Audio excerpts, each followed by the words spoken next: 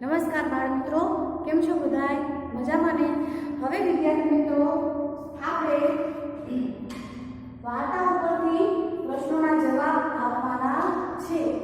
એટલે કે આપણે જોઈ ગયા વાર્ષિકાઓ વાર્તા, હવે એના આધારે પ્રશ્નોના જવાબ લખવાના છે.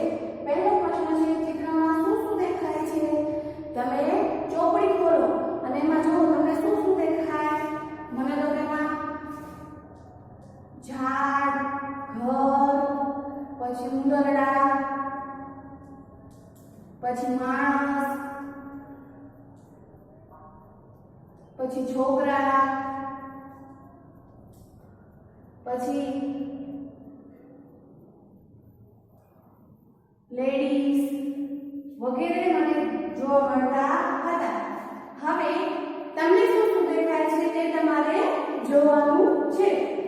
પ્રશ્ન રહે છે, ઉંદર કેવા કેવા હતા? ઉંદર કેવા કેવા હતા?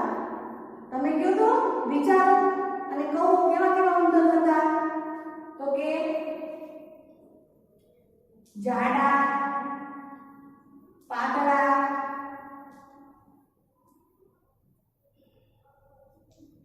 કાળા, ધોળા, નાના અને મોટા. આવા ઉંદરો જોવા મળતા હતા. એટલે કે આવા પ્રકારના ઉંદરો જોવા મળતા હતા. પ્રશ્ન 3, ચિત્રમાં કેટલા માણસો છે? તમે ચિત્ર જુઓ અને મને કેટલા માણસો દેખાય છે તમને? મને તો એમાં 2 દેખાય છે. 2 માણસો છે. વાંસળીવાળાએ શું શું પહેરેલું છે? વાંસળીવાળાએ શું શું પહેર્યું છે? એક તો લાલ ટોપી, પછી પીળો ડગલો,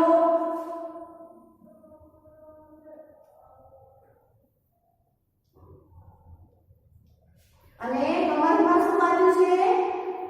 કાંસળી.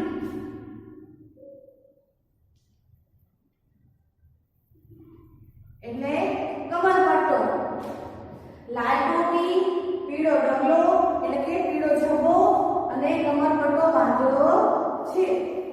ત્યાર પછી વાંસળીવાળો બાળકોને લઈને ક્યાં જાય છે? વાંસળીવાળો બાળકોને લઈને ક્યાં જાય છે? તો કે નદી તરફ. નદી તરફ લઈ જાય છે.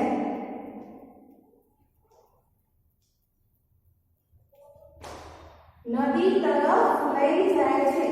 હવે છઠ્ઠો પ્રશ્ન છે, ઘરમાં ક્યાં ક્યાં ઉંદર જોવા મળે છે? ઘરમાં ક્યાં ક્યાં ઉંદર જોવા મળે છે? તો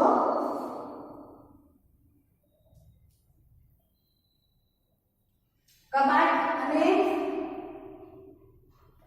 પેટી,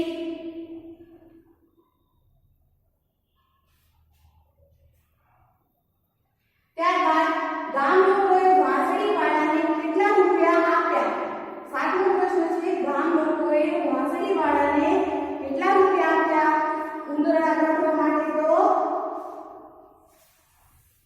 1000 રૂપિયા. કેટલા? 1000 રૂપિયા. 1000 રૂપિયા આપ્યા. વિદ્યાર્થી મિત્રો, આ 7 પ્રશ્નો તમારે તમારી નોટબુકમાં સારા અને સુંદર અક્ષરે લખવાના